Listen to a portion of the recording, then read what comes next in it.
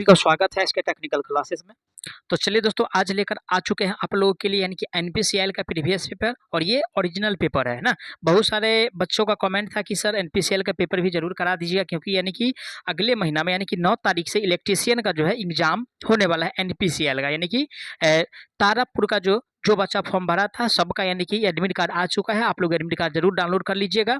और हाँ, साथ ही साथ अगर आप लोग जो है टी2 का तैयारी कर रहे हैं तो आप लोग भी देख लीजिए कि किस प्रकार से यानी कि टेक्निकल का क्वेश्चन यानी कि 2018 में जो है ये पेपर 2018 का है, ठीक है ना। ये जो प्रीवियस पेपर है दोस्तों 2018 का है। वैसे तो यानी कि आउट नहीं होता है पेपर, लेकिन किसी प्रकार से यानी कि अरेंज करके इस पेपर को आप लोगों के बीच हम लाने का प्रयास किए हैं। और आज जो है आप लोगों को यानी कि जो 50 क्वेश्चन पूछा जाता है इसमें यानी कि जो प्रश्न की संख्या यानी कि 50 होता है, ठीक है। और मार्क जो होता है दोस्तों 150 होता है, क्योंकि 150 इसलिए होता है कि 50 जो क्वेश्चन है उस यानी कि एक क्वेश्चन का 3 मार्क मिलता है, ठीक है। ऐसे सही करने पर 3 मार्क मिलता है और गलत करने पर यानी कि 1 मार्क जो है यानी कि कट जाता है। अगर 50 को 3 से अगर गुना करते हैं तो 150 हो रहा है, ये टोटल 150 मार्क का होता है। अब रही बात यानी कि टाइम कितना मिलता है, तो टाइम में जो है दोस्तों 1 घंटा 20 मिनट मिलता है। यानी कि कहने का मतलब यानी कि 60 और 20 यानी कि 80 मिनट मिलता है टोटल। कितना? 80 मिनट में आपको 50 प्रश्न बनाना है, ठीक है। तो देखिए किस प्रकार का यानी कि क्वेश्चंस पूछा गया था, यानी कि आप लोग देख करके कह सकते हैं कि पेपर इजी है या मॉडरेट है या हाईएस्ट पेपर है, ठीक है। तो चलिए स्टार्ट करते हैं। आप लोग निराश नहीं होइएगा, अगर टी2 का स्टूडेंट है तो आप लोगों का यानी कि बेसिस पूरा क्लियर हो जाएगा ये क्वेश्चंस में। चलिए पहला प्रश्न से स्टार्ट करेंगे आज का। देखिए सबसे पहला प्रश्न जो पूछा हुआ है ना, ऊपर में आप लोग देख भी सकते हैं, ऊपर में जो दिया हुआ है ये आईटीआई इलेक्ट्रीशियन यानी कि वर्ग 2, ठीक है। उसके बाद यानी कि advance paper for ITI electrician category 2, ठीक है। यानी कि कोई भी अगर आप लोग एनपीसीएल में जब फॉर्म भरिएगा तो वहाँ पे जो पेपर होगा दोस्तों यही कैटेगरी में आएगा, ठीक है ना, यानी कि कैटेगरी 2 में, ठीक है ना। क्वेश्चंस में दिया हुआ है कि भारत में घरेलू विद्युत उपकरण के लिए उपयोग किए जाने वाले मेन्स सप्लाई वोल्टेज कितना होता है, ठीक है। तो देखिए यानी कि घरेलू में जो घर में जो सप्लाई होता है वो वोल्टेज का जो सीमा होता है दोस्तों 220 वोल्ट होता है। इसके हिसाब से 220 वोल्ट होता है। लेकिन अगर इस बार एग्जाम में पूछे, ठीक है, तो अब क्या हो गया है, इससे बढ़ गया है। हो कितना गया है, अगर ऑप्शन में 230 है तो इसको क्लिक करेंगे, अगर ये नहीं दिया है तो 240 वोल्ट रहेगा हर हाल में, ठीक है। ये तीनों यहाँ पे 3 ऑप्शन बनता है। तो कुछ क्वेश्चन ऐसा भी होता है कि वहाँ पे डिसाइड करना होता है कि इसका आंसर क्या होने वाला है, ठीक है ना। तो इसका राइट आंसर जो होगा दोस्तों वो ऑप्शन यानी कि इसका सी सही हो जाए, क्योंकि सी में दिया है 220 और अकॉर्डिंग टू ऑप्शन के हिसाब से अगर देखा जाए दोस्तों तो अकॉर्डिंग टू ऑप्शन के हिसाब से तो किसी में नहीं दिया है 230 वोल्ट, लेकिन 220 वोल्ट दिया हुआ है। तो राइट आंसर इसका हम सी सही करेंगे और करेक्ट आंसर इसका सी भी है, ठीक है। चलिए अगला प्रश्न आज का दिया हुआ है ना, 2 नंबर क्वेश्चन ध्यान से देखिएगा।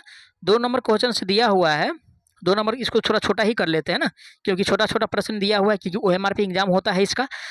और 2 नंबर क्वेश्चन आप लोग देखिए यहाँ पे देख दिया है कि मोटर में डैश का उपयोग करके स्वप्रारंभ किया जाता है, ठीक है। यानी कि स्वप्रारंभ कैसे करेंगे, या तो कैपेसिटर का प्रयोग करेंगे ना, कैपेसिटर का भी प्रयोग करके यानी कि उसको सेल्फ स्टार्ट बना सकते हैं, ठीक है, सेल्फ स्टार्ट बना सकते हैं। ऑप्शन ए में कह रहा प्रतिरोध, तो प्रतिरोध को जोड़ के सेल्फ स्टार्ट नहीं बनेगा, ना इंडक्टर को जोड़ के सेल्फ स्टार्ट बनेगा, ना अर्धचालक को जोड़ के सेल्फ स्टार्ट बनेगा। लेकिन अगर कैपेसिटर को जोड़ते हैं तो इसे यानी कि सेल्फ स्टार्ट बनने का संभावना यानी कि बनाने का संभावना 100% है। कितना है भाई, ये ध्यान में रखिएगा कि अगर कैपेसिटर को जोड़ते हैं तो यानी कि स्वप्रारंभ जो है मोटर यानी कि सेल्फ स्टार्ट यानी कि बन जाता है, ठीक है ना। तो चलिए 3 नंबर क्वेश्चन पे चलते हैं। आज का 3 नंबर जो क्वेश्चन से दिया हुआ है यहाँ पे देखिए, कह रहा है कि विद्युत सर्किट में शॉर्ट सर्किट सुरक्षा के लिए निम्नलिखित में से किसका उपयोग किया जाता है। किसके लिए कह रहा है, शॉर्ट सर्किट से। तो प्रतिरोध तो शॉर्ट सर्किट से सुरक्षा नहीं प्रदान करता है, ये तो यानी कि धारा को क्या करता है, यानी कि अवरोध करता है, ठीक है, धारा और वोल्टेज को अवरोध करता है, ठीक है। ओवर रिले, ठीक है, ओवरलोड रिले, तो ओवरलोड रिले जो है शॉर्ट सर्किट से सुरक्षा प्रदान नहीं करता है, ना कॉन्टैक्टर प्रदान करता है। लेकिन यानी कि फ्यूज दोस्तों जो है ये शॉर्ट सर्किट से, ठीक है ना, यानी कि शॉर्ट सर्किट से ये सुरक्षा प्रदान करता है। फ्यूज दोस्तों शॉर्ट सर्किट से सुरक्षा प्रदान करता है, इसलिए राइट आंसर जो होगा इसका ऑप्शन इसका डी सही हो जाएगा, ठीक है। आगे बढ़ते हैं 4 नंबर प्रश्न पे। देखिए 4 नंबर प्रश्न क्या दिया हुआ है कि 4 नंबर क्वेश्चन से में दिया हुआ है संधारित्र की इकाई डैश होता है, ठीक है। तो संधारित्र का इकाई जो होता है दोस्तों फेराडे होता है। क्या होता है, फेराडे होता है, ठीक है। देखिए ये थोड़ा इसका जो पेपर था ना 2018 में बहुत इजी पेपर था, इसीलिए इसका जो कटअप जाता है ना दोस्तों 145, ठीक है, 140 इसके बीच रहता है। इससे कम आप अगर 140 से कम है तो आप सोच नहीं सकते हैं इसके लिए, क्योंकि इसका क्वेश्चन ईजी आता है, ठीक है। तो फैरेड किस में दिया हुआ है, ऑप्शन ए में दिया एम्पियर, तो एम्पियर जो है यानी कि धारा का यूनिट होता है, ठीक है। फैरेड जो दिया हुआ है ये कैपेसिटर का यूनिट यानी कि संधारित्र का यूनिट है, ठीक है। अगर हेनरी की अगर बात किया जाए तो इंडक्टेंस का हेनरी होता है, ठीक है, इंडक्टेंस का यानी कि यूनिट जो होता है हेनरी होता है। वोल्ट की अगर बात किया जाए तो यानी कि विभवांतर का क्या हो जाएगा, वोल्ट हो जाएगा यूनिट, ठीक है। तो राइट आंसर जो होगा इसका ऑप्शन बी सही होगा, क्योंकि बी में जो दिया है फैराड दिया हुआ है। चलिए 5 नंबर क्वेश्चन पे चलते हैं। 5 नंबर प्रश्न आज का दिया हुआ है, ठीक है। यहाँ पे देखिए 5 नंबर प्रश्न है कि विद्युत अपघट्य स्वरूप उपयोग किया जाता है, यानी कि सीसा एसिड सेल में जो विद्युत अपघट्य के रूप में हम प्रयोग करते हैं, कौन सा पदार्थ प्रयोग करते हैं, तो लेड एसिड सेल में यानी कि H2SO4 का प्रयोग करता है, ठीक है। इसका नाम क्या है, तो सल्फ्यूरिक एसिड नाम है। क्या है नाम भाई, सल्फ्यूरिक एसिड नाम है, ठीक है ना। पोटेशियम सोडियम हाइड्रोक्साइड का प्रयोग नहीं करते हैं, ना HCl का प्रयोग करते हैं, ना लिथियम LiOS का LiSO4 का भी प्रयोग नहीं करते हैं, लेकिन H2SO4 का प्रयोग किया जाता है। इसलिए राइट आंसर जो होगा ऑप्शन इसका बी सही हो जाएगा, क्योंकि बी में जो दिया हुआ है H2SO4 दिया हुआ है, ठीक है। चलिए आगे बढ़ते हैं, 6 नंबर प्रश्न पे चलेंगे। 6 नंबर प्रश्न दिया हुआ है कि एक शुष्क सेल यानी कि जस्ता कार्बन का वोल्टेज कितना होता है, किसका कहा रहा है, यानी कि ड्राई सेल का कहा रहा है। और ड्राई सेल का जो वोल्टेज होता है दोस्तों 1.5 या 1.4 वोल्ट के आसपास होता है, ठीक है ना। तो ऑप्शन भी देखेंगे 1.5 है इसको, तो यहाँ पे इसको टिक करेंगे क्योंकि सूखा सेल का रहा है। और सूखा सेल का जो वोल्टेज होता है दोस्तों वो 1.5 वोल्ट होता है। कितना होता है, 1.5 वोल्ट होता है। ऑप्शन किस में दिया है 1.5 वोल्ट, तो ऑप्शन ए में दिया है। करेक्ट आंसर की बात किया जाए तो ऑप्शन इसका एक सही हो जाएगा, ठीक है। और 3.6 किसका होता है, ठीक है। तो 3.6 जो होता है दोस्तों, ये जो होता है दोस्तों लिथियम बैटरी का होता है, जो लैपटॉप में प्रयोग करते हैं, ठीक है ना। चलिए आगे बढ़ते हैं नेक्स्ट क्वेश्चन पे। आज का अगला प्रश्न दिया हुआ है 7 नंबर पे, देखिए समानांतर में जुड़े प्रत्येक 3 ओम के 3 प्रतिरोध का समतुल्य प्रतिरोध क्या होगा, क्या कह रहा है, समानांतर में कह रहा है। तो 1/r बराबर क्या हो जाएगा, 1/3 प्लस 1/3 और प्लस 1/3, ठीक है। 3 का एलसीएम कितना है भाई, 3 हो जाएगा। अब चलिए कितना, 1 + 1 और +1, ठीक है। तो बराबर में कितना, 3 बट्टा यानी कि 3, ठीक है। 3/3 का मतलब क्या हुआ, 1 हुआ। तो 1 को अगर पलटेंगे फिर भी, ठीक है, अगर आर का वैल्यू निकालना है ना, ये तो 1/r निकला, ठीक है। लेकिन अगर आर का वैल्यू निकालेंगे तो 1/1 बराबर कितना, 1 होगा। तो राइट आंसर जो होगा दोस्तों ऑप्शन इसका 1 होने वाला है। ऑप्शन किस में दिया है, ऑप्शन जो दिया हुआ है ये डी में दिया हुआ है, ठीक है ना। ये डी में दिया हुआ है एक, राइट आंसर जो होगा इसका डी सही हो जाएगा, ठीक है। चलिए आगे बढ़ते हैं 8वां नंबर प्रश्न पे। 8वां नंबर प्रश्न क्या है वो भी देख लेते हैं, और आप लोग वीडियो में जरूर बने रहिएगा इन तक, क्योंकि आप लोगों के लिए बहुत ये इंपॉर्टेंट क्लास है। क्योंकि अगले महीना में यानी कि 9 तारीख को जो है 9/2023 को जो है इलेक्ट्रीशियन का पेपर है एनपीसीएल का, ठीक है, यानी कि तारापुर का, ठीक है। तो आप लोग एग्जाम देने जो बच्चा फॉर्म भरे हैं आप लोग कमेंट जरूर कीजिएगा। तो आप लोगों के लिए जो है यानी कि CBT1, ठीक है, CBT1 जिसको एडवांस टेस्ट कहते हैं, जो साइंस का 20 प्रश्न और 20 प्रश्न मैथ का और 10 प्रश्न जो आता है यानी कि जनरल अवेयरनेस का, उसका भी वीडियो हम कराएंगे। लेकिन आप लोग कमेंट कीजिएगा तो कि हम फॉर्म भरे हैं, ठीक है। आप लोगों को सिर्फ कमेंट में लिखना है कि यस सर मैं एग्जाम देने जा रहा हूँ, ठीक है। तो अगर फॉर्म भरे हैं तो लिखिएगा, और नहीं फॉर्म भरे हैं तो कोई दिक्कत है नहीं, ठीक है। तो चलिए 8 नंबर प्रश्न पे चलते हैं। 8 नंबर प्रश्न दिया हुआ है फुल वेव रेक्टिफायर में, फुल वेव ब्रिज रेक्टिफायर में न्यूनतम डायोड की संख्या कितना है, ठीक है, न्यूनतम पूछ रहा है। तो देखिए जब ये ब्रिज आ गया ना, और जब ये ब्रिज आ गया दोस्तों, तो इसमें जो डायोड लगने वाला है वो 4 डायोड लगने वाला है। कितना भाई, ये 4 डायोड लगने वाला है। आप लोग कहिएगा 4 डायोड क्यों लगेगा, तो ब्रिज में यानी कि 4 डायोड का प्रयोग होता है, इसलिए यानी कि इसमें जो डायोड लगेगा 4 डायोड लगेगा, ठीक है। सबसे पहले समझ लेते हैं कि रेक्टिफायर जो होता है कितने प्रकार का होता है, ठीक है। तो रेक्टिफायर दोस्तों मेनली 2 प्रकार का होता है। एक हाफ वेव होता है, ठीक है, आप लोग समझिएगा ध्यान से क्योंकि यहाँ से क्वेश्चन बनता है। एक हाफ वेव होता है, ठीक है ना, एक हाफ वेव रेक्टिफायर होता है, ठीक है। और एक यानी कि फुल वेव रेक्टिफायर होता है। फुल वेव रेक्टिफायर होता है। रेक्टिफायर मेनली 2 ही प्रकार का होता है, एक हाफ वेव होता है और दूसरा जो होता है वो फुल वेव होता है। अब रही बात, फुल वेव भी 2 प्रकार का होता है, एक centre tap full wave bridge rectifier होता है, और एक जो होता है दोस्तों ये एक जो होता है ब्रिज टाइप रेक्टिफायर होता है, ठीक है। एक centre tap full wave rectifier होता है और एक ब्रिज टाइप होता है, ठीक है। एक हाफ वेव रेक्टिफायर होता है, एक फुल वेव रेक्टिफायर होता है। लेकिन फुल वेव रेक्टिफायर 2 प्रकार का होता है, एक सेंटर टेप पूर्ण तरंग रेक्टिफायर होता है, एक ब्रिज टाइप होता है। तो ब्रिज टाइप में दोस्तों जो यानी कि जो डायोड लगे होते हैं इसमें 4 होता है, लेकिन यहाँ पे जो डायोड होता है दोस्तों यानी कि full centre tap full wave rectifier में इसमें 2 डायोड लगा होता है, और हाफ वेव में कितना डायोड लगा होता है, इसमें 1 डायोड लगा होता है। ये क्वेश्चन पूछा जाता है। और यहाँ पे फुल वेव में कितना रेक्टिफायर लगा होता है, तो यहाँ पे भी 2 डायोड लगा होता है। ठीक है, यहाँ से 4 क्वेश्चन बन रहा है, आप लोग चारों को जरूर ध्यान में रखिएगा, एक ना एक क्वेश्चन आने वाला है आप लोगों को, कोई भी एग्जाम देने जाइएगा तो। ठीक है, चलिए 9 नंबर क्वेश्चन पे चलते हैं।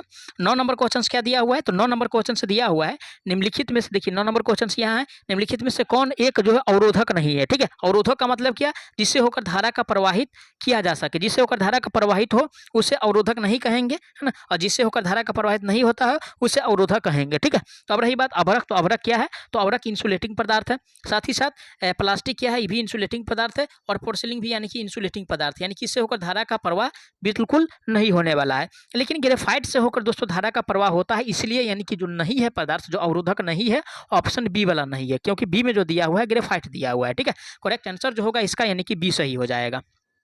चलिए 10 नंबर प्रश्न पे चलते हैं। 10 नंबर क्या है, ठीक है, 10 नंबर प्रश्न दिया हुआ है आज का कि निम्नलिखित में से किस विद्युत उपकरण में सर्वाधिक दक्षता होता है। ठीक है, तो सिंक्रोनस मोटर ए में दिया हुआ है, बी में दिया है डीसी मोटर, सी में दिया है इंडक्शन मोटर, और डी में दिया है ट्रांसफार्मर। तो ट्रांसफार्मर का जो दक्षता होता है दोस्तों 95 से लेकर के 98% तक होता है। ठीक है, 98% होता है, और वहीं पे आदर्श ट्रांसफार्मर की अगर बात किया जाए तो कहीं कहीं आपको यानी कि 100% होता है, लेकिन इतना नहीं होता है भाई। आदर्श भी है तो उसका भी उतना नहीं होता है, लेकिन अगर ऑप्शन में है तो उसको वहाँ पे आपको टिक करना होगा, तभी 1 नंबर मिलेगा।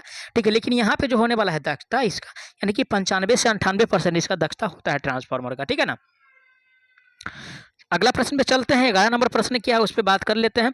11 नंबर आज का प्रश्न दिया हुआ है, पावर ट्रांसफार्मर में इनपुट आउटपुट तक कौन सी मात्रा जो है परिवर्तित नहीं होती है। ठीक है, किसमें, तो पावर ट्रांसफार्मर में।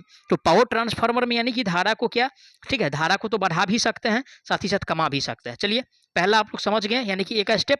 दूसरा स्टेप है यानी कि वोल्टेज। ठीक है, तो वोल्टेज को भी क्या करेंगे, या तो बढ़ा भी सकते हैं और घटा भी सकते हैं, ये भी कार्य होता है इसमें, है ना। दूसरा स्टेप भी सही है। और तीसरा में फ्रीक्वेंसी दिया हुआ है, लेकिन फ्रीक्वेंसी को ना तो ये बदलता है, ना अप करता है, ना डाउन करता है, ना कंट्रोल करता है भाई, है ना। फ्रीक्वेंसी से इसका कोई माने मतलब ही नहीं है। तो इसलिए यानी कि जो नहीं करता है, इसमें नहीं वाला यानी कि पूछ रहा है, और नहीं जो होगा यानी कि फ्रीक्वेंसी वाला नहीं होता है। ठीक है, जो कि ऑप्शन सी में दिया है, करेक्ट आंसर जो होगा ऑप्शन इसका सी सही हो जाएगा। चलिए 12 नंबर पे चलते हैं। 12 नंबर क्वेश्चन से दिया हुआ है आज का, देखिए 12 नंबर यहाँ पे है कि स्क्वायरल गेज इंडक्शन मोटर में डैश स्लिप रिंग होती है, किसमें, तो स्क्वायरल गेज में। और स्क्वायरल गेज में तो यानी कि स्लिप रिंग की जो संख्या होता है दोस्तों, स्लिप रिंग जो होता है, ठीक है, यानी कि स्लिप रिंग की जो संख्या होता है वो 0 होता है, यानी कि 0 होता है, किसमें, तो स्क्वायरल गेज में। अब रही बात कि स्क्वायरल गेज में स्लिप रिंग की संख्या यानी कि 0 होता है, ऑप्शन ए में दिया है। करेक्ट आंसर की बात किया जाए तो ऑप्शन इसका ए सही हो जाएगा। ठीक है ना, चलिए 13 नंबर पे चलते हैं। 13 नंबर में क्या कह रहा है उस पर भी बात कर लेते हैं। आप लोग वीडियो में जरूर बने रहिएगा, क्योंकि आप लोगों के लिए वीडियो बहुत हेल्पफुल होने वाला है। चाहे आप लोग कोई भी एग्जाम का तैयारी कर रहे हैं, अगर यूपीपीसीएल टी2 का तैयारी कर रहे हैं तो आपका बेसिक यानी कि मजबूत हो जाएगा। ठीक है, एक प्रकार का रिवाइज हो जाएगा। आप लोग जरूर वीडियो गिन तक देखिएगा। अगर एनपीसीएल का पेपर देने जा रहे हैं तो 5% क्वेश्चन जरूर इसमें से रहने वाला है भाई, तो आप लोगों के लिए बहुत इंपॉर्टेंट है। और बीआरसी यानी कि 12 का भी एग्जाम देने जा रहे हैं तो फिर भी आप लोगों के लिए इंपॉर्टेंट होने वाला है, क्योंकि एनपीसीएल और बीएआरसी, ठीक है, यानी कि दोनों का जो पेपर होता है 100% यानी कि सेम होता है। ठीक है, 100% सेम क्वेश्चंस होता है, ये पैटर्न होता है, या सिलेबस है ना, ये कटअप भी जाता है, सेम ही कटअप जाता है। तो आप लोग समझ सकते हैं, क्योंकि एनपीसीएल देखिए क्या होता है भाई, यानी कि एनपीसीएल, ठीक है ना, तो एनपीसीएल एनपीसीआईएल, ठीक है, और एक यानी कि बीएआरसी, ठीक है, भाभा एटॉमिक रिसर्च सेंटर। ठीक है, इस दोनों का जो सिलेबस है और पैटर्न है यानी कि 100% सेम है। ठीक है, 100% क्या है भाई, तो सेम है। अब रही बात अगर एक कहीं तैयारी कर रहे हैं, अगर एनपीसीएल का तैयारी कर रहे हैं तो बीआरसी का भी तैयारी हो रहा है, क्योंकि बीएआरसी जो है दोस्तों, यानी कि आप लोगों के लिए नोटिस दिया है कि आप लोग जिस डिस्ट्रिक्ट में है, जिस स्टेट में है, हर जगह यानी कि सेंटर बनाया है। जैसे आप लोग पटना से है तो पटना में भी, उसके बाद रायपुर से है तो रायपुर में भी, दिल्ली से है तो दिल्ली में भी, यानी कि जहां से है आप लोगों को यानी कि वहीं पे सेंटर बनाया गया है। और सेंटर आज जो है यानी कि आज जो है दोस्तों वो जारी कर दिया अपना सेंटर वाला लिस्ट कहाँ कहाँ है। तो आप लोग जो है जरूर चेक कर लीजिएगा, बीआरसी का ऑफिशियल वेबसाइट पे जाकर के, वहां से आप लोगों का लिस्ट मिल जाएगा। क्योंकि आप लोग जहाँ से है यानी कि जिस स्टेट से है, जिस डिस्ट्रिक्ट से है, ठीक है, वो आपको नजदीक में ही सेंटर का सेंटर बनाया गया है एग्जाम के लिए। तो बार के लिए भी ये पेपर बहुत इंपॉर्टेंट है और एनपीसीएल का तो एग्जाम होने ही वाला है भाई, और बार का भी बहुत जल्द एग्जाम होगा लगभग, यानी कि बार का एग्जाम हमको लग रहा है कि 20 से 25 दिन के अंदर में होने वाला है। ठीक है, 20 से 25 दिन मैक्सिमम हो गया भाई, और एनपीसीएल को तो डेट आगे आ गया है, एडमिट कार्ड आउट हो गया है, आप लोग जरूर डाउनलोड कर लीजिएगा। तो चलिए 14 नंबर प्रश्न पे चलते हैं। 14 नंबर प्रश्न क्या कह रहा है इस पर बात कर लेते हैं, है ना। पहले 13 नंबर, क्योंकि 13 नंबर नहीं देखे हैं, ठीक है ना। हाँ 13 नंबर देखना है।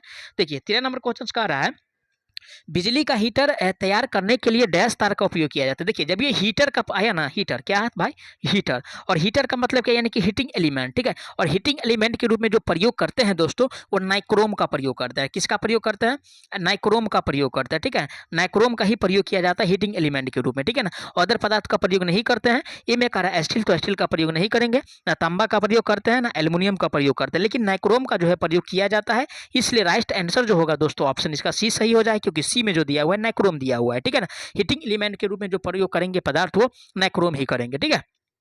चलिए 14 नंबर प्रश्न पे चलते हैं। 14 नंबर प्रश्न आज का दिया हुआ है कि निम्नलिखित में से किसे ओम सूत्र का पालन हो रहा है, ठीक है। यानी कि ओम सूत्र का जो पालन हो रहा है, यानी कि फॉर्मूला जो होता है क्या क्या होता है, आप लोग ध्यान से जरूर देखिएगा, ठीक है। भी बराबर क्या होता है, सबसे पहले यानी कि आई आर, ठीक है। अब इसको क्या लिखेंगे, अगर आई बराबर लिखना चाह रहे हैं तो आई बराबर क्या लिखेंगे, यानी कि भी बटा आर हो जाएगा, ठीक है। और देखिए ये दोनों अगर मिल रहा है तो ठीक है, नहीं तो एक और स्टेप आगे चलेंगे तो आप लोगों के लिए बहुत हेल्पफुल होने वाला है। तो भी बराबर तो दिया हुआ है ऑप्शन डी में दिया हुआ है ना, करेक्ट आंसर इसका यानी कि डी सही हो जाएगा। ना ये होता है फॉर्मूला, ना ये होता है, ना ये होता है, ये सरासर गलत दिया हुआ है, ठीक है। करेक्ट आंसर जो होगा दोस्तों ऑप्शन इसका डी सही हो जाए, क्योंकि डी में जो दिया हुआ है भी बराबर आई आर दिया हुआ है। चलिए 15 नंबर क्वेश्चन पे चलते हैं। 15 नंबर क्वेश्चन क्या है उस पर भी बात कर लेते हैं। तो 15 नंबर प्रश्न देखिए, स्थिर विद्युत चार्ज वाले क्षेत्र में डैश होता है, ठीक है। तो स्थिर विद्युत वाले चार्ज वाले क्षेत्र में क्या होता है दोस्तों, आप लोगों को मैं बता दूं कि स्थिर है ना, क्या कह रहा है, यानी कि स्थिर कह रहा है। तो स्थिर विद्युत वाले क्षेत्र में चुंबकीय क्षेत्र भी होता है और विद्युतीय क्षेत्र भी होता है, ठीक है। ये दोनों होता है, ठीक है। तो राइट आंसर इसका ए सही होना चाहिए। अगर आप लोगों को इस प्रश्न में कोई डाउट है तो उसके लिए आप लोग कमेंट कीजिएगा, ठीक है ना। क्योंकि स्थिर विद्युत क्षेत्र में यानी कि चुंबकीय रूप से भी, यानी कि चुंबकीय क्षेत्र भी होता है, सॉरी चुंबकीय रूप से मैं बोल रहा हूँ, चुंबकीय क्षेत्र भी होता है और विद्युतीय क्षेत्र भी होता है। कहाँ, तो स्थिर चार्ज वाले क्षेत्र में या विद्युत चार्ज वाले क्षेत्र में, ठीक है ना। ये ध्यान में रखिएगा। अगला प्रश्न आज का दिया हुआ है 16 नंबर। 16 नंबर दिया हुआ है, क्वेश्चंस में कह रहा है कि कौन सी इंडक्शन मोटर आकार में सबसे बड़ी होगी, ठीक है। तो देखिए अगर ऐसा प्रश्न पूछे ना आकार वाला, है ना, तो देखिए जो सबसे कम गति से घूमेगा, है ना, क्या लिखना है, जो सबसे कम गति से घूमेगा, सबसे कम गति से, है ना, सबसे कम गति से घूमेगा, ठीक है, सबसे कम गति से घूमेगा उसका, जो सबसे कम गति से घूमेगा उसका आकार सबसे छोटा होगा, उसका आकार सबसे ना सबसे छोटा होगा, ठीक है। उसका आकार सबसे क्या होगा भाई, तो छोटा होगा। अब ये ध्यान में रखना है कि जो जिसका स्पीड यानी कि जो आरपीएम होगा, जिसका सबसे कम आरपीएम होगा, वो मोटर जो होने वाला है दोस्तों वो बहुत बड़ा होने वाला है, ठीक है ना। क्या होने वाला है, बहुत बड़ा होने वाला है, ये ध्यान में रखिएगा। क्योंकि आप लोग देखिए दोस्तों, मेरा ये स्क्रीन छोटा है, ठीक है ना, और स्क्रीन छोटा है तो मैं न्यूमेरिकल नहीं बता पा रहा हूँ T2 के लिए स्पेशलिस्ट। तो आप लोगों से प्लीज हाथ जोड़ की विनती है कि आप लोग नाराज मत होइएगा, क्योंकि न्यूमेरिकल का वीडियो हम बहुत जल्द आप लोगों के बीच यानी कि व्हाइट बोर्ड पे कराने वाले हैं। तो आप लोग वीडियो में यानी कि जितना मैं न्यूमेरिकल है बुक में, मैं सारा को जो है कवर कर रहा हूँ, ठीक है। एक साइड में रख रहा हूँ और सभी को जो है यानी कि बोर्ड के माध्यम से आप लोगों को बताने का प्रयास करेंगे। तो प्लीज आप लोग यानी कि बुरा मत मानिएगा, क्योंकि हो सकता है मैं भी कल जो है, कल और यानी कि सोम और मंगल, मंगल से पहले जो है या मंगल तक जो है आप लोगों की वीडियो अपलोड हो जाएगा आप लोगों के लिए न्यूमेरिकल का। तो आप लोग नाराज मत होइएगा, ठीक है। इसके लिए मैं क्षमा चाहता हूँ। आप लोग सपोर्ट करते रहें इसी प्रकार से, और आप लोगों के लिए मैं इसी जितना अच्छा से अच्छा कंटेंट हो मैं आप लोगों तक पहुंचाने का प्रयास करूंगा, ठीक है। तो देखिए दोस्तों, यानी कि सबसे जो छोटा आकार इसमें दिया है, यानी कि सबसे छोटा जो यानी कि सबसे कम जो आरपीएम वाला दिया है, इसका तो 2975 आरपीएम है, ये तो होगा नहीं भाई। इसका 1475 है इसके अपेक्षा, है ना, इसके अपेक्षा क्या है, ये ज़्यादा है, ठीक है। और 975 जो दिया हुआ है इसके अपेक्षा क्या है, यानी कि 1475 ज़्यादा है। तो सबसे कम तो यानी कि सी वाला है। तो राइट आंसर जो होगा ऑप्शन इसका सी सही हो जाए, क्योंकि सी में जो दिया हुआ है भाई वो 45 किलोवाट दिया हुआ है और 975 आरपीएम दिया हुआ है, ठीक है। तो जो जो मोटर यानी कि सबसे कम गति से घूमे वही उसी का आकार जो है यानी कि बड़ा होने वाला है। चलिए अगला प्रश्न पे चलते हैं। 17 नंबर प्रश्न क्या कह रहा है उस पर बात करते हैं ना। 17 नंबर प्रश्न जो दिया हुआ है क्वेश्चंस में कह रहा है निम्नलिखित में से कौन सा ट्रांसफार्मर का अंश नहीं है। ठीक है, तो चलिए टैंक, तो ट्रांसफार्मर में टैंक होता है भाई, चलिए ये ठीक है। कंजर्वेटर ये भी होता है ना, कंजर्वेटर भी होता है ट्रांसफार्मर में, तो ये भी ठीक है।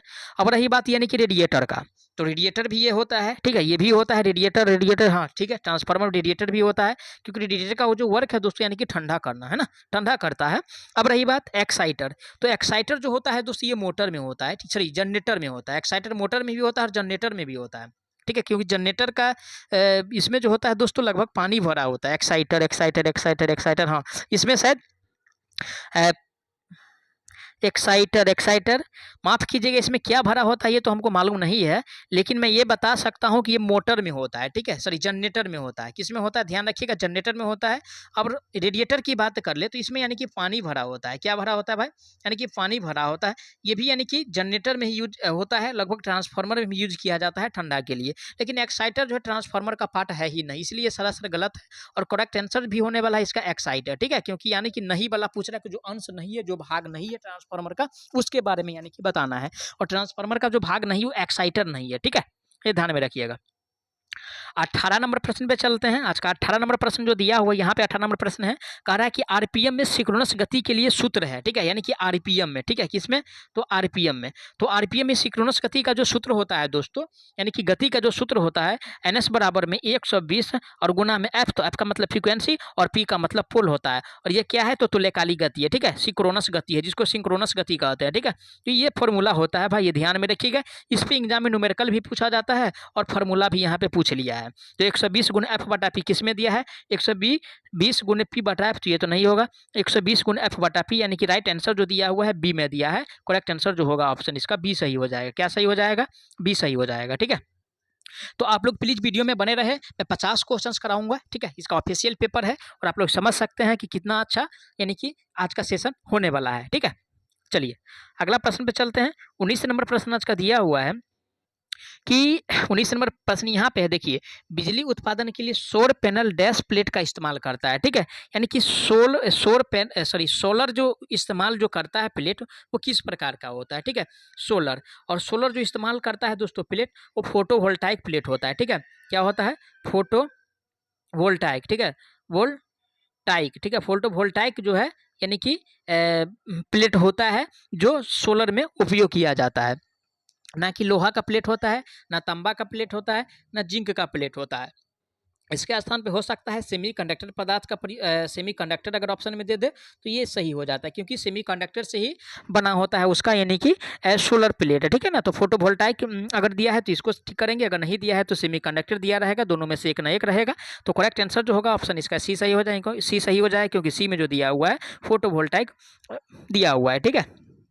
अब चलिए 20 नंबर प्रश्न आज का दिया हुआ है, क्वेश्चंस में कह रहा है कि कॉपर लॉस डैश के अनुपातिक होता है, ठीक है। तो कॉपर लॉस जो अनुपातिक होता है दोस्तों आई स्क्वायर के अनुपातिक होता है। किसका अनुपातिक होता है, ठीक है, कॉपर लॉस तो अनुपातिक होता है दोस्तों, आई स्क्वायर के अनुपातिक होता है।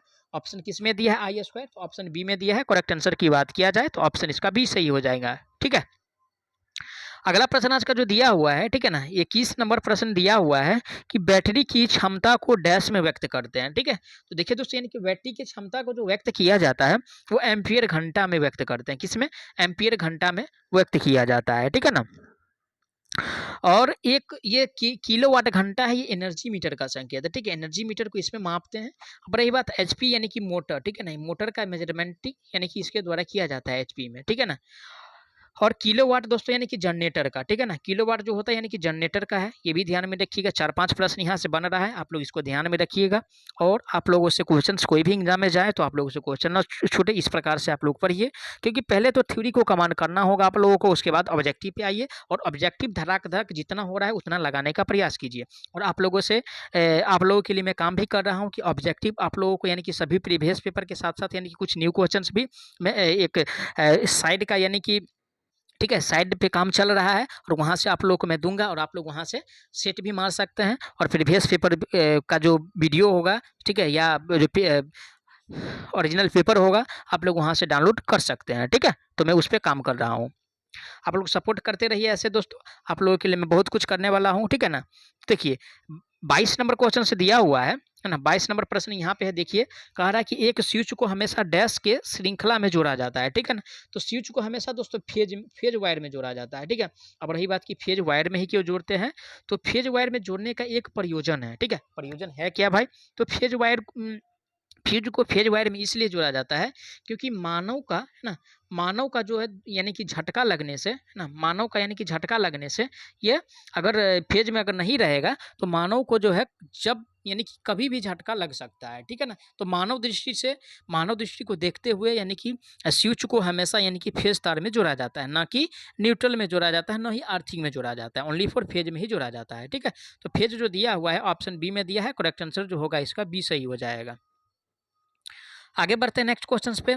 आज का 23 नंबर प्रश्न दिया हुआ है, जहां यांत्रिक और अग्नि सुरक्षा की आवश्यकता है वहां किस प्रकार की वायरिंग की जाती है। जहां पे यांत्रिक और अग्नि सुरक्षा की आवश्यकता है वहां पे दोस्तों जो वायरिंग किया जाता है वो कंड्यूट वायरिंग किया जाता है। अब रही बात की कंड्यूट वायरिंग होता है क्या, तो सबसे पहले यानी कि दीवार को काटा जाता है, यानी कि दीवार जो होता है भाई उसको क्या करते हैं, काटा जाता है, ठीक है। यानी कि उसके आकार में काटा जाता है जिसमें जैसे यानी कि पीवीसी पाइप उसमें यानी कि फिट हो सके, ठीक है। पीवीसी पाइप क्या हो सके, फिट हो सके, ठीक है। अगर पीवीसी पाइप अगर फिट हो गया तो फिर उसमें पीवीसी पाइप को फिट करके है ना, क्लिप लगा करके फिट किया जाता है, साथ ही साथ प्लास्टर में उसको ढक दिया जाता है, फिर उसमें यानी कि केबल के माध्यम से वायरिंग किया जाता है। यही जो है कंडक्ट वायरिंग का ये प्रोसेस है।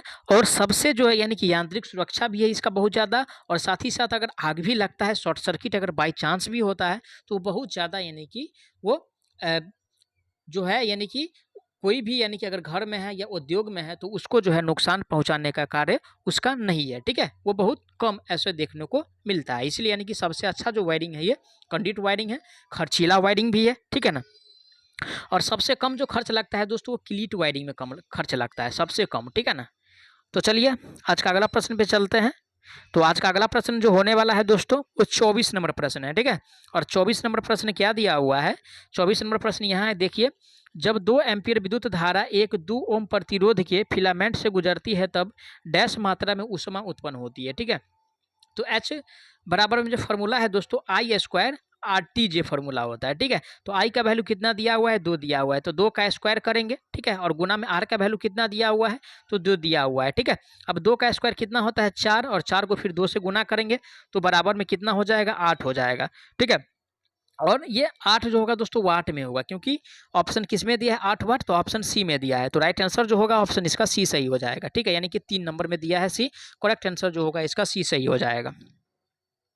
25 नंबर प्रश्न पे चलते हैं। आज का 25 नंबर प्रश्न दिया हुआ है कि 3 फेज स्टार कनेक्शन में phase voltage line voltage dash गुना होता है, किस में कह रहा है भाई, तो 3 फेज में कह रहा है। और स्टार कनेक्शन में यानी कि फेज वोल्टेज जो होता है लाइन वोल्टेज का वो वाई में 3 होता है, ठीक है। 1 बटा क्या होता है भाई, 3 होता है। अब रही बात 1 और यानी कि √3 का मान कितना होता है, तो 1.73 होता है।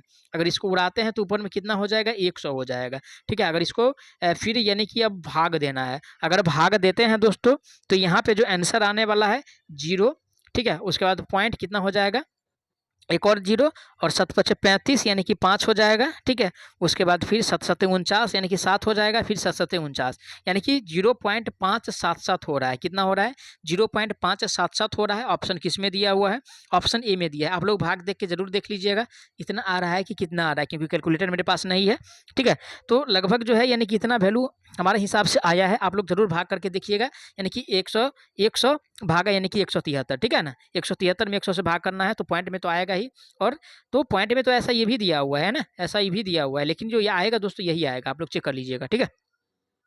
26 नंबर प्रश्न पे चलते हैं। तो 26 नंबर प्रश्न आज का दिया है, विद्युत वायरिंग में डैश रंग का तार के लिए उपयोग किया जाता है, ठीक है। ग्राइंडिंग में कैसा तार होता है, तो ग्राइंडिंग का जो कलर होता है दोस्तों तार का वो हरा होता है, यानी कि ग्रीन होता है, ठीक है, यानी कि हरा होता है। उसके बाद अगर न्यूट्रल की बात किया जाए तो काला होता है, ये भी ध्यान में रखिएगा, ठीक है। 3 प्रश्न यहाँ से भी बन रहा है। अगर फेज की अगर बात किया जाए तो लाल होता है, ठीक है। क्या होता है, लाल होता है, ये भी ध्यान में रखिएगा। यहाँ से क्वेश्चन बनता ही है, ठीक है। फेज का भी पूछ सकता है, या न्यूट्रल का पूछ सकता है, या ग्राउंडिंग का पूछ सकता है। ग्राउंडिंग का तो इसमें तो पूछा ही है ना। और इस बार जो 12 का एग्जाम होगा या एनपीसीएल का एग्जाम होने वाला है, हो सकता है फेज का पूछे, तो ये सब ध्यान में रखिएगा। 27 नंबर प्रश्न आज का दिया हुआ है, यहाँ पे 27 नंबर प्रश्न है, शुद्ध प्रतिरोध सर्किट का पावर फैक्टर डैश होता है, किसका कह रहा है? तो शुद्ध प्रतिरोध का कह रहा है ना, शुद्ध प्रतिरोध का कह रहा है, किसका कह रहा है? तो शुद्ध प्रतिरोध का जो पावर फैक्टर होता है दोस्तों वो कितना होता है? तो शुद्ध प्रतिरोध सर्किट का पावर फैक्टर जो होता है वो इकाई होता है, ठीक है। कहीं कहीं आपको यानी कि जीरो भी मिलेगा, ठीक है। तो अकॉर्डिंग टू ऑप्शन के हिसाब से अगर देखा जाए तो यहाँ तो एक भी है और जीरो भी है, लेकिन एनपीसीएल जो आंसर सही किया है, ठीक है, यानी कि बी को सही किया है, ठीक है। तो आप समझ सकते हैं कि इसका जो पावर फैक्टर होता है यानी कि शुद्ध प्रतिरोध का वो एक होता है, ठीक है, यहाँ के हिसाब से। इस पे मैं अलग से वीडियो बनाऊंगा, शुद्ध पावर फैक्टर या कुछ जो डाउट वाला जो टॉपिक होगा ना, जो बच्चे में हमेशा डाउट रहता है, तो उसका जो है एक अलग से मैं वीडियो बनाऊंगा टी2 एग्जाम से पहले। देखिए 28 नंबर प्रश्न आज का दिया हुआ है कि एक पूरी तरह से चार्ज किए गए सीसा एसिड सेल का इलेक्ट्रोलाइट का विशिष्ट गुरुत्व लगभग डैश होता है, ठीक है। तो यानी कि जब पूर्णतः चार्ज हो, और जब पूर्णतः चार्ज हो लेड एसिड सेल है ना, लेड एसिड अगर सेल पूर्णतः अगर चार्ज हो, ठीक है, तो उसका जो अपेक्षित घनत्व होता है 1.2, ठीक है, जीरो के आसपास होता है, ठीक है, 1.20 के आसपास होता है। कहीं कहीं ये 1, ठीक है, 2, 3 भी रहता है या 2 भी रहता है, तो वहाँ पे कंफ्यूज नहीं होना है, ठीक है। यहीं के इसी के आसपास होता है जो इसका अपेक्षित घनत्व यानी कि इलेक्ट्रोलाइट का जो होता है विशिष्ट गुरुत्व, ये 1.02 होता है, ठीक है, सॉरी 20 होता है, जो कि सी में दिया है। करेक्ट आंसर इसका सी सही हो जाएगा। 29 नंबर प्रश्न पे चलते हैं। 29 नंबर प्रश्न आज का दिया हुआ है कि निम्नलिखित में से कौन सा एक केबल को भौतिक नुकसान से बचाता है, ठीक है ना। और भौतिक नुकसान से जो बताएगा दोस्तों, protection cable the physical damage, ठीक है, और फिजिकल डैमेज जो बताता है वो आर्मरिंग बचाता है, ठीक है, आर्मर बचाता है, ठीक है, आर्मर बचाता है, ठीक है। इसका यानी कि 5 पार्ट होता है, यानी कि जो जैसे इंसुलेशन हो गया, उसके बाद कंडक्टर हो गया, सबसे पहले यानी कि जो होता है सर्वरिंग होता है, आर्मिंग होता है, बेडिंग होता है, लेड शीतक होता है, इंसुलेशन होता है, कंडक्टर होता है, 6 पार्ट होता है। इसको ध्यान में रखिएगा, इससे क्वेश्चन पूछा ही जाता है, ठीक है। सर्वरिंग हो गया, आर्मिंग होता है, उसके बाद बेडिंग होता है, लेड शीतक होता है, इंसुलेशन होता है और कंडक्टर होता है। ये ध्यान में रखिएगा, क्वेश्चन इससे पूछा ही जाता है। आज का अगला प्रश्न कौन सा है? तो आज का अगला प्रश्न जो दिया हुआ है 30 नंबर देखेंगे, क्योंकि 30 नंबर का नंबर है। और निम्नलिखित में से कौन सा सक्रिय घटक है, ठीक है, यानी कि एक्टिव कंपोनेंट, ठीक है। तो एक्टिव कंपोनेंट का मतलब क्या हुआ, ठीक है, जो यानी कि सिग्नल को प्रोसेस और एम्पलीफाई यानी कि दोनों करा सकता है, वो एक्टिव कंपोनेंट होता है, ठीक है ना, उसको यानी कि एक्टिव कंपोनेंट कहेंगे। अब रही बात है, ऑप्शन ए में कह रहा है संधारित्र है, बी में कह रहा है ट्रांजिस्टर, सी में कह रहा है इंडक्टर और डी में कह रहा है प्रतिरोध, ठीक है। क्या कह रहा है? यानी कि प्रतिरोध कह रहा है। तो यहाँ पे जो राइट आंसर जो होगा दोस्तों वो ट्रांजिस्टर हो जाए, क्योंकि ट्रांजिस्टर जो है एक्टिव कंपोनेंट है, ठीक है ना। बी में राइट आंसर इसका, सॉरी बी में दिया है ट्रांजिस्टर, राइट आंसर जो होगा इसका बी सही हो जाएगा।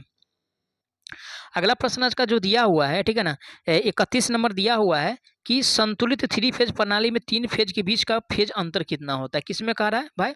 तो 3 फेज में कह रहा है, और 3 फेज में 120 डिग्री होता है। अब रही बात की यानी कि सिंगल फेज का, और सिंगल फेज में जो होता है दोस्तों वो 90 डिग्री होता है। इससे क्वेश्चन बनता है, इसको भूलना नहीं है भाई, ये VVI है, ठीक है ना। तो यहाँ पे तो 3 फेज पूछ रहा है, 3 फेज में 120 डिग्री का एंगल होता है, जो कि ऑप्शन सी में दिया है 120 डिग्री। राइट आंसर जो होगा ऑप्शन इसका सी सही हो जाएगा। अगला प्रश्न पे चलते हैं, 32 नंबर प्रश्न, और ये न्यूमेरिकल है। देखिए क्या कह रहा है कि 3 फेज 4 पोल 50 और इंडक्शन मोटर की सिंक्रोनस गति पूछ रहा है ना, यानी कि NS पूछ रहा है। तो सबसे पहले पोल की संख्या कितना है? तो 4 दिया हुआ है। फ्रीक्वेंसी कितना दिया हुआ है? 50 हर्ज दिया हुआ है। निकालना क्या है? तो NS निकालना है। NS बराबर फॉर्मूला होता है 120, ठीक है, और गुना में F होता है। तो F डायरेक्ट लिख देते हैं, क्योंकि स्क्रीन छोटा है। तो F का वैल्यू कितना दिया हुआ है? तो 50 दिया है, 50, और पोल की संख्या कितना दिया हुआ है? नीचे में P होता है, तो पोल का संख्या 4 दिया हुआ है। अगर काटते हैं तो 4 तिया 12, ठीक है, यानी कि 1 जीरो दे देते हैं, ठीक है, और 5 तिया 15, और 15 पे यानी कि 2 गो जीरो डालना है, क्योंकि 1 जीरो ये और 1 ये जीरो, ठीक है। तो 1500 जो होगा दोस्तों RPM में होगा, ठीक है ना, क्योंकि मोटर का जो घूर्णन होता है वो RPM में उसको मेजर करते हैं ना। तो 1500 RPM जो दिया हुआ है ऑप्शन ए में दिया हुआ है। करेक्ट आंसर जो होगा इसका ऑप्शन ए इसका सही हो जाएगा, ठीक है ना। चलिए अगला प्रश्न पे चलते हैं, 33 नंबर प्रश्न पे चलते हैं। 33 नंबर प्रश्न यहाँ पे है, देखिए आप लोग कि किसी AC परिपथ का पावर फैक्टर डैश है जहां थीटा फेज कोण होता है, ठीक है। तो पावर फैक्टर की अगर बात किया जाए दोस्तों तो cos फाई होता है, ठीक है ना, यानी कि cos थीटा या cos फाई होता है। इसको ध्यान में रखिएगा। ऑप्शन बी में दिया है cos थीटा या cos फाई। करेक्ट आंसर जो होगा ऑप्शन इसका बी सही हो जाएगा, ठीक है। अगला प्रश्न पे चलते हैं। अगला प्रश्न आज का दिया हुआ है, क्वेश्चंस में कहा है कि एफ श्रेणी इंसुलेटर का प्रति बंध तापमान डैश होता है, किसका कह रहा है, तो एफ का होता है। ठीक है, तो आप लोग एक ट्रिक को याद रखिए, आप लोगों का जितना भी प्रश्न इससे पूछे सब प्रश्न बनने वाला है। ठीक है, ट्रिक है क्या, वाई ए ई बी एफ एच। ठीक है, तो इसको ध्यान में रखिएगा, 2 2 4 और 2 6, कभी कल सी भी रहता है, तो ये भी ध्यान में रखिएगा। तो y का यानी कि 90 से स्टार्ट कीजिए, उसके बाद 105 इसका होता है, ई का जो होता है दोस्तों 120 होता है, इसका 130 होता है। ठीक है, इसका जो है दोस्तों 155 होता है, और इसका यानी कि 180 होता है, और इसका यानी कि 220 होता है।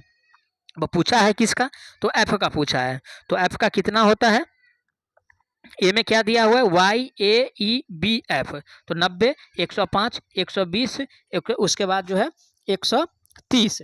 ठीक है, लेकिन इसमें तो 130 किसी में नहीं दिया हुआ है, तो इसका जो आंसर होगा दोस्तों, क्योंकि एफ वाला पूछ रहा है। ठीक है, तो वाई ए ई बी एफ। ठीक है, वाई ए ई बी एफ 90, 105, 120, उसके बाद जो है 130 और 155। ठीक है, एफ आ रहा है क्या 155 पे, एफ आ रहा है क्या 155 पे, वाई का 90 हो गया, उसके बाद जो है ए का जो है 105 हो गया, ई का जो है 120 हो गया, बी का 130 हो गया, और एफ का 155 आ रहा है। ठीक है, तो दिया हुआ है ना, क्योंकि देखिए छोटा स्क्रीन है इसलिए लिखने में थोड़ा इधर उधर हो गया है, तो इसलिए यानी कि जो एफ का होता है 155 होता है। ऑप्शन डी में दिया है 155, करेक्ट आंसर जो होगा ऑप्शन इसका डी सही हो जाएगा। ठीक है, चलिए आगे बढ़ते हैं। अगला प्रश्न आज का दिया हुआ है, क्वेश्चंस में कह रहा है कि 1 HP डैश वाट के बराबर है। ठीक है, तो 1 HP में यानी कि 746 वाट होता है, और एक होता है यानी कि 735.5 वाट भी होता है। अब रही बात ये कहाँ होगा और ये कहाँ होगा। ठीक है, तो एक मीट्रिक होता है और एक ब्रिटिश होता है। तो ब्रिटिश में क्या होता है, ये ब्रिटिश का है। ठीक है, ये ब्रिटिश काल का है, और ये मीट्रिक काल का है। क्वेश्चन में पूछ सकता है कि मीट्रिक का यानी कि कितना होता है, ये ब्रिटिश का कितना होता है, तो इसलिए आप लोगों को ये डाटा लिखा दिए हैं, है ना, क्योंकि एग्जाम में पूछा जाता है, इससे क्वेश्चन बनता है। ठीक है, अगला प्रश्न पे चलते हैं। 37 नंबर प्रश्न को जो दिया हुआ है, क्वेश्चंस में कह रहा है कि एक्स्ट्रा हाई वोल्टेज प्रणाली का उपयोग आमतौर पर बिजली के डैश के लिए किया जाता है। ठीक है, क्या, तो एक्स्ट्रा हाई के लिए, और एक्स्ट्रा हाई वोल्टेज का जो प्रयोग किया जाता है वो ट्रांसमिशन में होता है। ठीक है, ट्रांसमिशन जहाँ पे वोल्टेज का होता है, ट्रांसमिशन जो होता है वहाँ एक्स्ट्रा हाई वोल्टेज होता है। ठीक है, यानी कि संचरण पे। ऑप्शन किस में दिया है, संचरण, तो ऑप्शन सी में दिया है, करेक्ट आंसर इसका सी सही हो जाएगा। 38 नंबर प्रश्न को देखेंगे, है ना। आज का 38 नंबर जो प्रश्न दिया है, सीसा एसिड सेल की धनात्मक प्लेट डैश का बना होता है, किसका भाई, तो लेड एसिड सेल का, है ना। और लेड एसिड सेल का यानी कि धनात्मक प्लेट किसका बना होगा, ए में कह रहा है कार्बन, तो कार्बन का जो यूज होता है वो सूखा सेल में होता है। ठीक है, बी में कह रहा है लेड, सी में कह रहा है कॉपर, और डी में कह रहा है यानी कि लेड डाइऑक्साइड। ठीक है, तो यानी कि लेड डाइऑक्साइड का पॉजिटिव प्लेट होता है, तो इसको ध्यान में रखिएगा। और कॉपर जो होता है दोस्तों निगेटिव प्लेट के रूप में यानी कि सीसा एसिड सेल में प्रयोग करते हैं। तो पॉजिटिव प्लेट इसमें पूछा है, तो पॉजिटिव प्लेट का जो प्रयोग किया जाता है लेड डाइऑक्साइड का होता है, जो कि ऑप्शन डी में दिया है, करेक्ट आंसर जो होगा इसका डी सही हो जाएगा। अगला प्रश्न पे चलते हैं। आज का अगला प्रश्न जो दिया हुआ है कि 39 नंबर क्वेश्चन में दिया हुआ है कि साइन तरंग के लिए वर्ग मध्यमूल मान डैश होता है, किसके लिए, साइन तरंग के लिए कह रहा है। और साइन तरंग के लिए वर्ग मध्यमूल मान जो होता है दोस्तों 0.707। ठीक है, 0.707 होता है। ऑप्शन ए में दिया है 0.707, करेक्ट आंसर जो होगा ऑप्शन इसका ए सही हो जाएगा। अगला प्रश्न आज का दिया हुआ है कि फ्लोरोसेंट लैंप की ट्यूब डैश भरी होती है, किसमें, तो फ्लोरोसेंट लैंप में। और फ्लोरोसेंट लैंप में कौन सा गैस भरा होता है भाई, तो ए में कह रहा है कि ऑक्सीजन तो नहीं होता है, ये भी नहीं होगा भाई, नाइट्रोजन और आर्गन, और एक बचता है यानी कि मरकरी और आर्गन। ठीक है, तो फ्लोरोसेंट ट्यूब में दोस्तों नाइट्रोजन और आर्गन भरा होता है। ऑप्शन सी में दिया है नाइट्रोजन और आर्गन, करेक्ट आंसर जो होगा ऑप्शन इसका सी सही हो जाएगा। अगला प्रश्न पे चलते हैं। 41 नंबर प्रश्न जो दिया हुआ है ना, क्वेश्चंस में कह रहा है कि एमीटर में प्रयुक्त शंट के प्रतिरोध का मान डैश होता है। ठीक है, तो एमीटर में जो प्रयुक्त होता है दोस्तों यानी कि शंट का जो प्रतिरोध का जो वैल्यू होता है दोस्तों वो कम होता है। क्या होता है, वो कम होता है, यानी कि बहुत कम होता है। ऑप्शन किस में दिया है, ऑप्शन बी में दिया है बहुत कम, करेक्ट आंसर जो होगा ऑप्शन इसका बी सही होने वाला है। 42 नंबर प्रश्न पे चलते हैं। आज का 42 नंबर जो प्रश्न दिया हुआ है ट्रांसफार्मर की दक्षता को आमतौर पर डैश में व्यक्त करते हैं। ठीक है, देखिए क्या है ट्रांसफार्मर और अल्टरनेटर। ठीक है, अल्टरनेटर का जो दक्षता होता है, सॉरी जो व्यक्त करते हैं दक्षता को, वो केवीए में व्यक्त करते हैं। ठीक है, केवीए में व्यक्त करते हैं। ये किसका है केवीआर, तो ये कैपेसिटर का है। ठीक है ना, कैपेसिटर का है, ये भी ध्यान में रखिएगा। और किलोवाट किसका है, तो मोटर का सॉरी जनरेटर का होता है। ठीक है, किसका, तो जनरेटर का होता है, ये भी ध्यान में रखिए, क्वेश्चन से यहाँ से बनता है। और रही बात इसमें क्वेश्चंस पूछा है कि किस में, तो ट्रांसफार्मर की दक्षता, तो ट्रांसफार्मर का दक्षता एमवीए में भी व्यक्त किया जाता है। ठीक है, केवीए में भी व्यक्त किया जाता है और वीए में भी व्यक्त किया जाता है, ये ध्यान में रखिएगा। 3 एमवीए, केवीए और वीए तीनों में व्यक्त किया जाता है। ठीक है, 43 नंबर प्रश्न पे चलेंगे। 43 नंबर प्रश्न दिया हुआ है, विद्युत इस्त्री का तापमान को नियंत्रण करने के लिए डैश का उपयोग किया जाता है। ठीक है, और तापमान को, है ना, तापमान को जो कंट्रोल करते हैं दोस्तों, वो थर्मिस्टर के द्वारा, किसके द्वारा, तो थर्मिस्टर के द्वारा यानी कि कंट्रोल किया जाता है। ऑप्शन किस में दिया है, थर्मिस्टर, तो ऑप्शन सी में दिया है। राइट आंसर जो होगा ऑप्शन इसका सी सही हो जाए, क्योंकि सी में थर्मिस्टर दिया हुआ है। ना कि ट्रांजिस्टर का प्रयोग करते हैं, ना थर्मोस्टेट का प्रयोग करते हैं, ना रिले का प्रयोग करते हैं। ठीक है, अगला प्रश्न पे चलते हैं। 44 नंबर प्रश्न जो दिया हुआ है, लाइन में डैश के कंडक्टर का इस्तेमाल किया जाता है, किसमें, तो व्यावसायिक ट्रांसमिशन लाइन में कौन सा कंडक्टर प्रयोग करते हैं, तो इसमें जो कंडक्टर का जो प्रयोग किया जाता है दोस्तों व्यावसायिक ट्रांसमिशन लाइन में, वो कॉपर का प्रयोग करते हैं।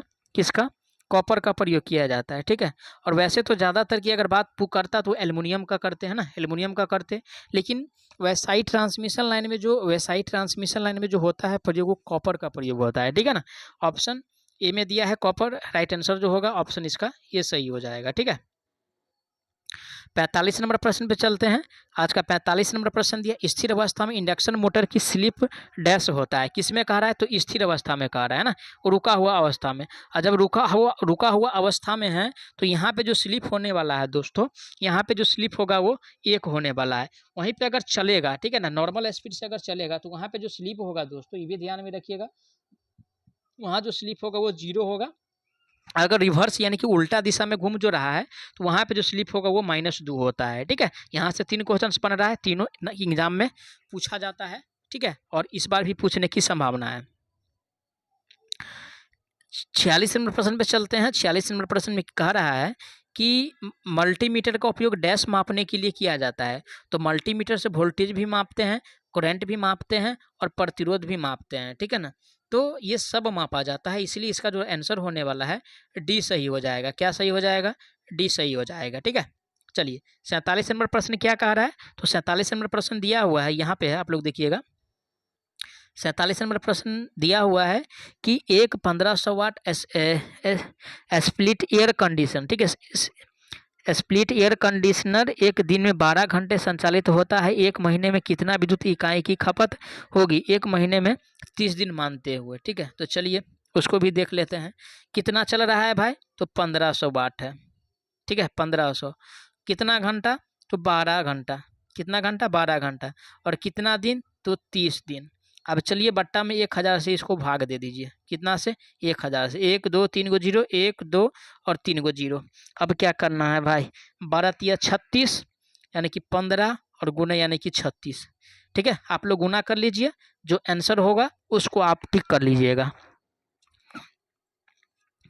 क्या होगा, जो आंसर होगा आप लोग उसको टिक कर लीजिएगा, आंसर वही होने वाला है। ठीक है ना, 15 छक्के 90, 90 के 0, हाथ में 9, तो समझ लीजिए कि बड़ा वाला आंसर आने वाला है, और एक ही जो दिया हुआ है लगता है हमको ये आंसर होगा। आप लोग कैलकुलेटर निकाल करके ज़रूर कीजिए और वो आंसर आपका सही हो जाएगा।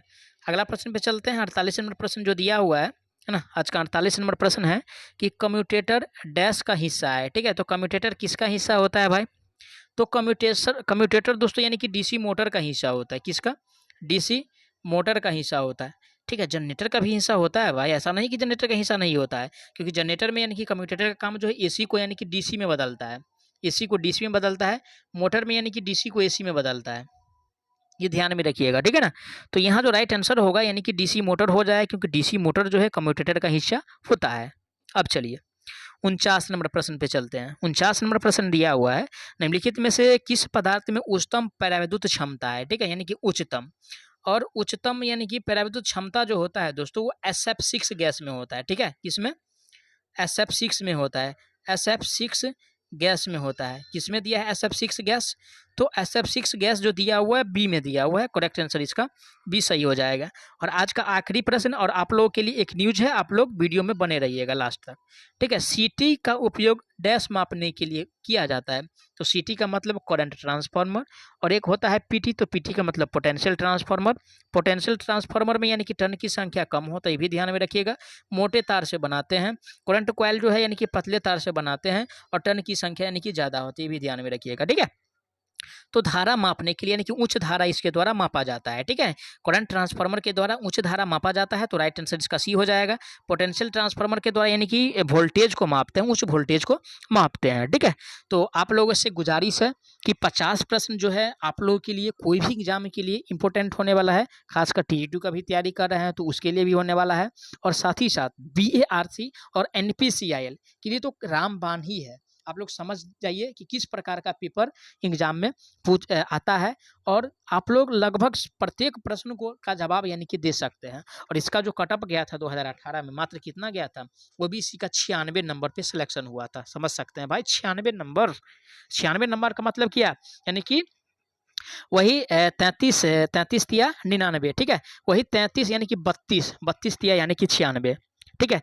तो 32 गो सही कर लीजिए, जॉब आपका पक्का है NPCL में। लेकिन हाँ दोस्त, ये ध्यान मत, ये भी ध्यान में रखना है कि इसका यानी कि स्किल टेस्ट होता है, ठीक है, कुछ प्रैक्टिकल नॉलेज भी होना चाहिए, तब आप लोगों को अच्छा से यानी कि उसमें 100% सिलेक्शन होने का चांस रहता है। और BARC का पोस्ट इस बार बहुत ज़्यादा है, तो आप लोग से निवेदन है, आप लोग कमेंट कीजिए, अगर फॉर्म भरे हैं तो उसका भी मैं तैयारी कराऊंगा, लेकिन TE2 को छोड़ना नहीं है, क्योंकि TE2 में सिलेक्शन लेना है तो लेना है, BARC में सिलेक्शन लेना है तो लेना है, और NPCL में सिलेक्शन लेना है तो लेना है, BSPCL में सिलेक्शन लेना है तो लेना है। तो जैसे लेकिन लेना है, उसके लिए क्या करना होगा, तो पढ़ाई करना होगा, और पढ़ाई एक तरीका से करना होगा, ठीक है ना। तो आप लोगों से यही विनती है कि वीडियो को ज़्यादा से ज़्यादा शेयर करें, और नए हैं तो चैनल को सब्सक्राइब करना नहीं भूलें। तो चलिए मिलते हैं नेक्स्ट पार्ट में, तब तक के लिए जय हिंद।